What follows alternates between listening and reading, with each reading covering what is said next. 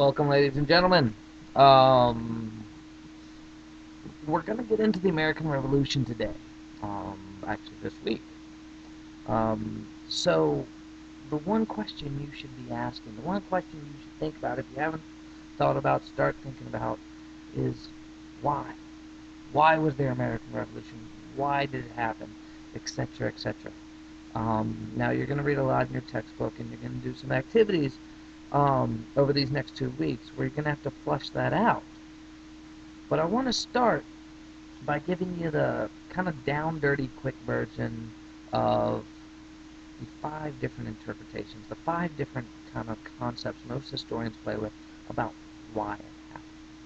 Why these people, these English colonists, these people who saw themselves as English, wanted to break away. So here they are. We'll do it in 2 parts so that your browser works quicker. But 1 is going to be cultural, 2 economic, 3 political, 4 intellectual, and 5 imperial. These are the 5 explanations we're going to work with. First off, cultural. The buzzword you want is Americanization.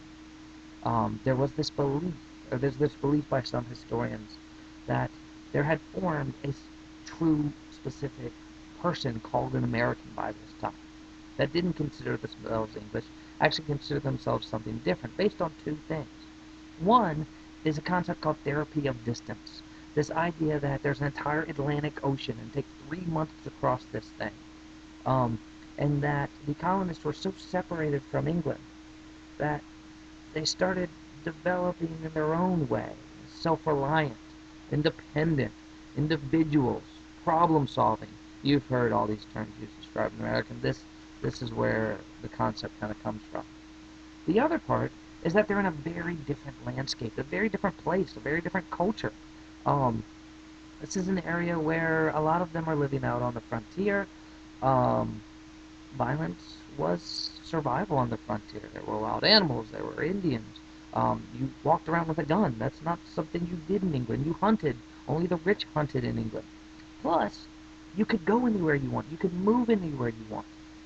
You were mobile, and you were allowed to be mobile, and you could own land, and land was plentiful. All these things that are not in England. And the idea is that these are going to cause a very different mindset.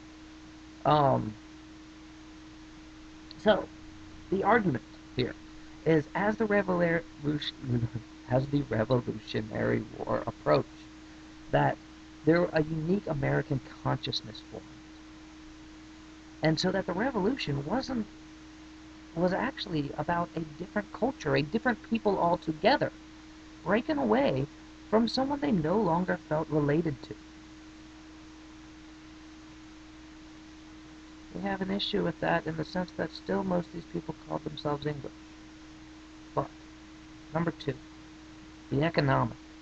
And the economic we need to kind of divide in 2 parts, because you've got 2 different, well, you've got many, like 8, but essentially 2 different economies. You've got a southern economy who is very much kind of single crop agriculture, exportation. And you've got a northern economy who is much more involved in kind of merchant trade. We're going to need to look at both. And first, we have to deal with the restrictions on trade. See, when England set up their colonies, not just in North America, but in the Caribbean, in India, in Africa, wherever they set them up, the idea is they want to control the trade coming from those colonies to Europe, and it has to go through England. So they set up these things called the Navigation Acts. You came across this in your text. 1661 were the first Navigation Acts. They said all commerce had to be conducted by English ships, that certain goods could only be traded with Britain, but regardless, any goods had to flow through Britain. So if the good comes from the colony into Britain, then out of Britain to somewhere else, they get taxed on the way in, they get taxed on the way out. Britain controls the flow of all of this stuff and the taxes on all of this stuff. It makes sense. Colonies were thought of something that was set up to support the mother country. Well, some of these got a little ridiculous. My favorite is the Hat Act. That's 1732. It abolished hat-making industry in the colonies. Do you know what they made hats out of at the time? You know, those tri-cornered things, right? You go to, like, I don't know, Sturbridge Village or wherever, and you get the little tricorner hats, and you think you're really cool. They were made out of beaver pelts. Where'd the beaver come from? Yeah, okay. Beaver comes from North America. They catch the beaver, they get the beaver pelts, they process the beaver pelts, then they send it over to England. It is made into hats, then shipped back, and that's how you buy your hat. It's a lot of travel for not a lot of necessity. Anyways, regardless, the one thing about these navigation acts is you could kind of get around them. You could kind of bribe the right guy and kind of get through. And in places like Boston and Philadelphia and New York, it was actually somewhat acceptable, semi-respected, not highly respected, but semi-respected to be a smuggler. So for a while you could get around it. The problem is, in the 17, or shoot, yeah, in the 1760s, 1770s, they start to crack down on this. But even if they hadn't cracked down, these merchants knew that they could make a lot more money if they could ship straight to France, or the Netherlands, or Spain. They could make amazing amounts more money, maybe twice as much. Alright, so you've got this motivation of the North. The South was a little different situation. You had those large plantation owners, think mainly those big plantation owners in Virginia. We talked about those with Bacon's Rebellion, but also in South Carolina, these huge plantation owners. And remember, they were trying to keep that system of deference. They bought the nicest things.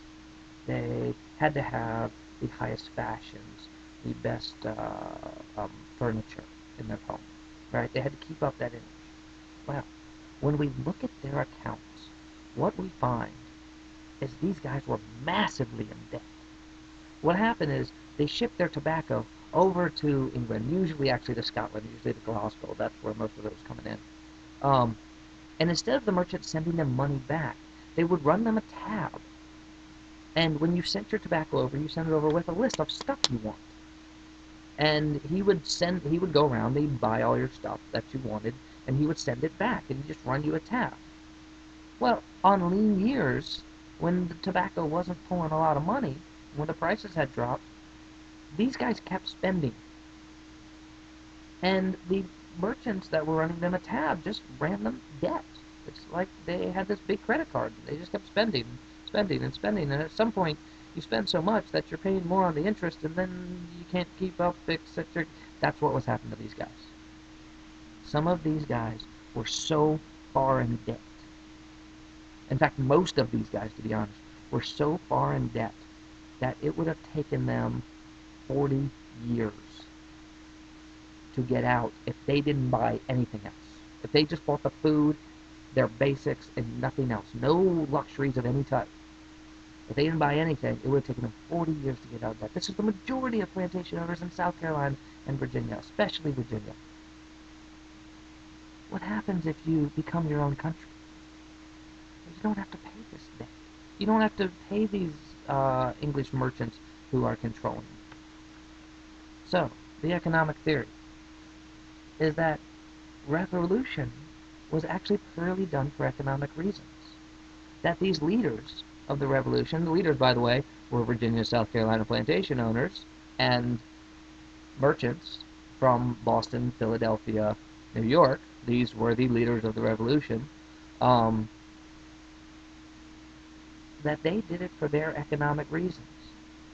The North, to be able to trade freely with other countries for higher profits. The South, the Southern gentry, to get out of debt. So it's actually debt and the desire for free trade that was actually the cause of the revolution. Third actually was the political idea.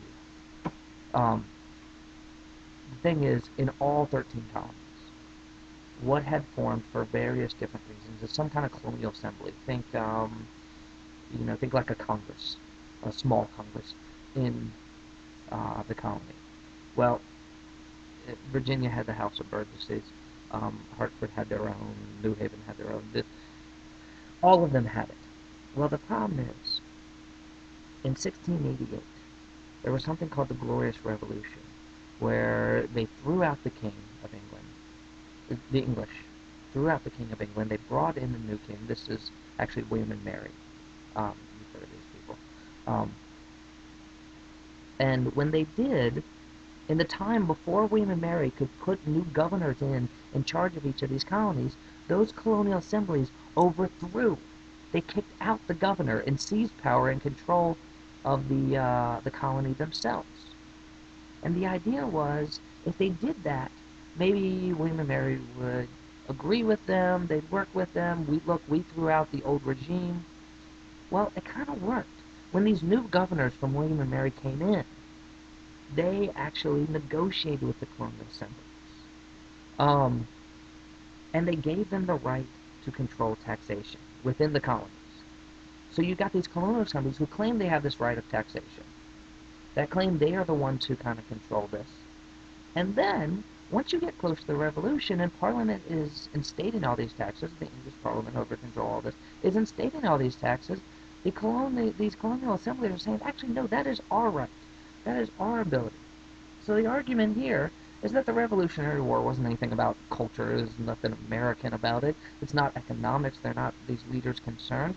It's actually that there was this political struggle between Parliament and these various little colonial assemblies, arguing over who has the most power. And that was the Revolution. And there's two more. Stay tuned.